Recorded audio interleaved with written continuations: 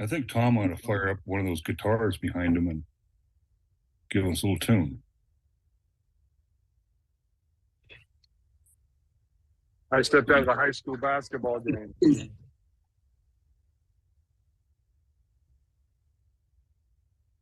I guess Tom Moon is not listening. Oh, I heard you. I just was on mute. Sorry about that. While we're waiting, why don't you just get one of those guitars there and give us a little tune? Part of the retirement plan is to learn how to play the guitar better. So, but I've been so busy since I started to try to retire that I haven't had time. Who's playing at the ball tonight?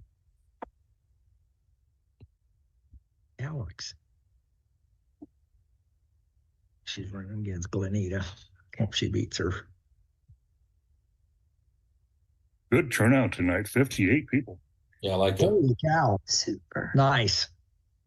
Yeah. That's awesome. We're getting close. Nice picture, Travis.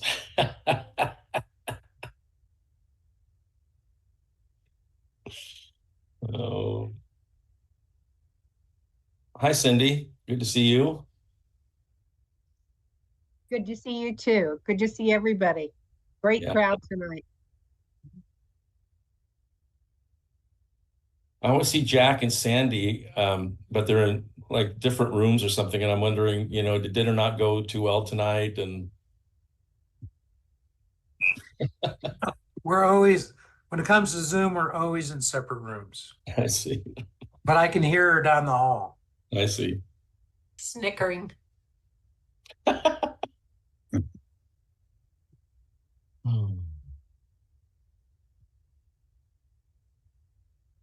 One thing is we want to remind everyone before we get started to turn on your camera. There's a security issue.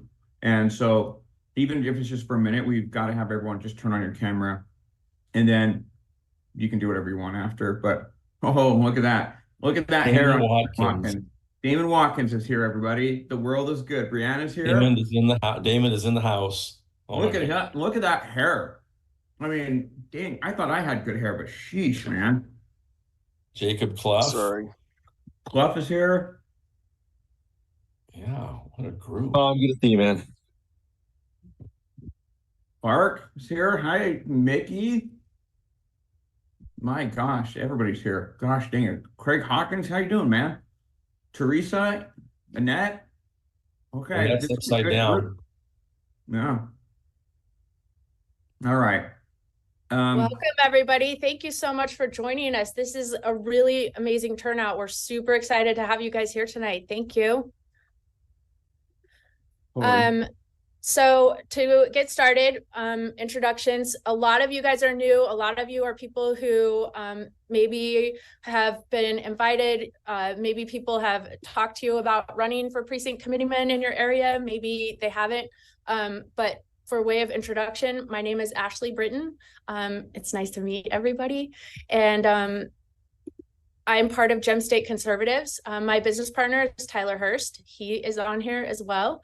And we have been working on this project for Trent Clark and Tom Luna for the past, how long has it been now? Trent, do you know? 9 months. 8 months? 8-9 months, yeah. It's been a while. Yeah. So, and it's going really, really well. So, a quick recap on what this is, who Gem State Conservatives is, what we're doing.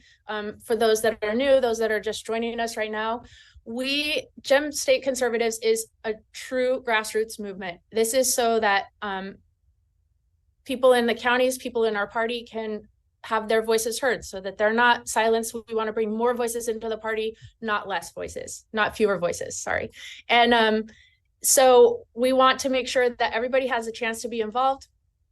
And this is our way of broadening that base so that everybody can be involved, everyone can be heard, nobody's silenced. If it's the big tent party. If somebody agrees with me on 80%, they're my friend. It's not about the 20% we don't agree on.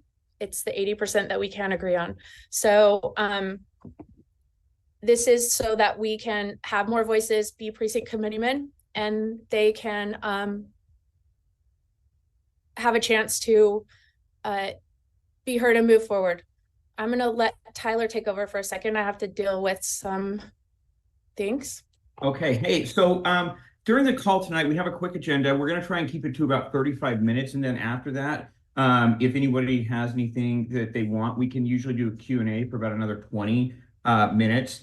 If you live anywhere north of me, I'm in Star, the promised land.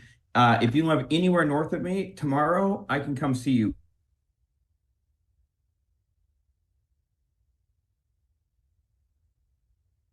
That's a lot of territory to cover.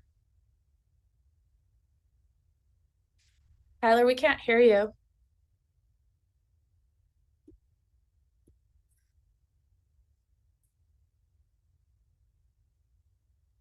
That's okay. Can you guys hear me now? Now we hear you. That's so weird. The whole thing? Yeah, nobody heard what you said. Okay, I'm so sorry, guys. Okay, so what I was just mentioning was that myself and Ashley have a little bit of an agenda. We're going to try and do this in about 30-35 minutes, and then anyone who has questions after can chit chat and stay, and then we can talk about whatever questions you might have for about another 20 minutes. So if you have questions, to keep this moving for all the people who are on the call, we'll try and keep it short and sweet and then do Q&A after. The other thing that I was going to say is we are excited for this movement. We're having, as we get closer, there's a lot of success that's happening. We're feeling the momentum. And you know, one of the things that I'll say, and Tom will probably parse this, and I'm going to let him go in about 1 second.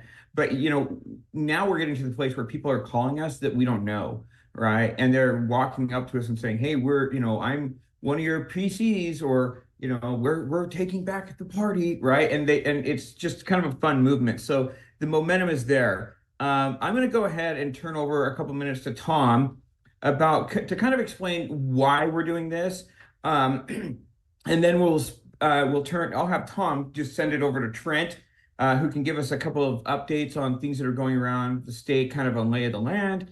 And then Ashley will go and talk about some planning and some timeline stuff. And then I'll talk about some deliverables, and then we can do Q&A. All righty? So Tom, take it away. All right. Once again, everyone, it's good to see you, and it's good to see so many new faces on this call. And I think it's just evidence that more and more people are starting to pay attention. More and more people recognize that something needs to be done. And they're more than willing to engage and help take back a party that we all love. And I think one of the most important things, at least for me, is to focus on why we are doing this and why we chose to engage at this level, and really try to affect over 900 elections all across the state. And I see some people on here, Jack and others, that have ran statewide campaigns. This is far more difficult than running a statewide campaign. There's so many more variables. It's so dynamic. But I think with the condition that we see the party in, and we can list any number of things that alarm us, that tells us this party's at risk. So I'm going to share with you, some of you, maybe many of you have heard this, but it's what motivates me.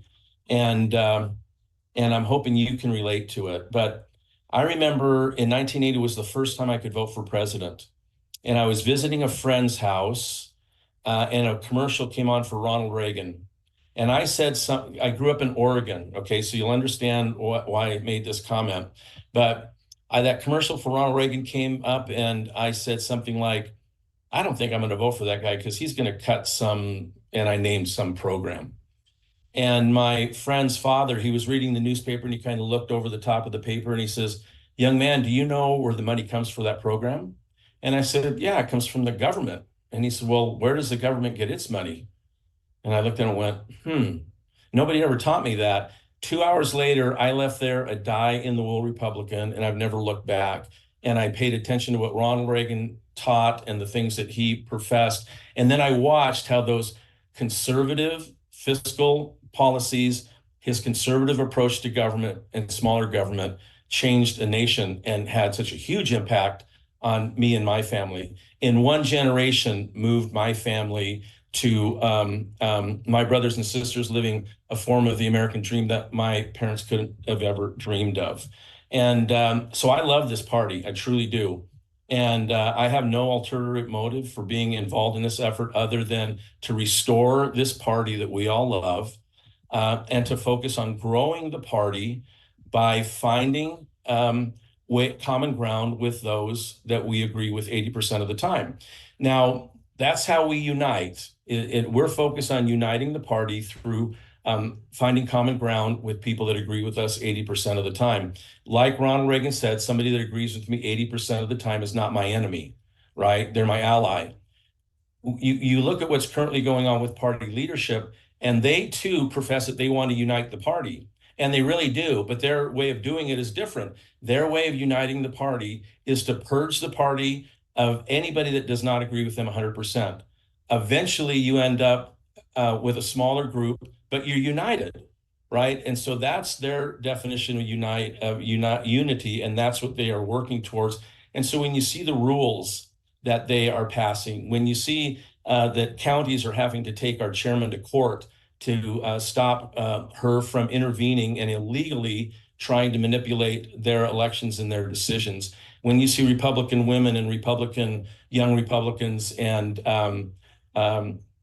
their vote taking away from the executive committee for one reason and one reason only, it's to change who has the majority on the executive committee, and so that they can start moving their agenda forward. So I can go on and on. We're days away from a caucus, right? This is something that could have been avoided. I'm going to attend the caucus because I'm going to vote for president. What I can't believe is that my party has adopted a process to elect for president that is not going to allow for deployed military to vote. I can't imagine a Republican Party that does not find a way for our deployed military men and women to vote. And I can go on and on. We could have avoided this, but our chairman opposed the bill that was ready to pass out of the committee. And because of her vocal opposition in that committee, the bill never got out of committee. And so here we are with a caucus. And so, the other things that we are dealing with are these attempts to hold tribunals on people that have already been elected, kind of, saying we don't agree with necessarily the wisdom of people who elected these senators and representatives. And so a small group is going to pull them in front of a secret committee with a secret agenda, and then, try to censor them, and even to the point where they could lose the ability to run as a Republican or receive any party resources. And I can go on and on, but you're probably as familiar with these issues as I am. So the way we do this is we have to win precinct races, and then we have to make sure those people go to their reorganization meetings and they restructure their counties, and then they pick with the right leadership, and then they select a group of delegates that will go to Coeur d'Alene, and they will pass rules, and they will elect leadership that can reverse this nightmare trend that we've been on for almost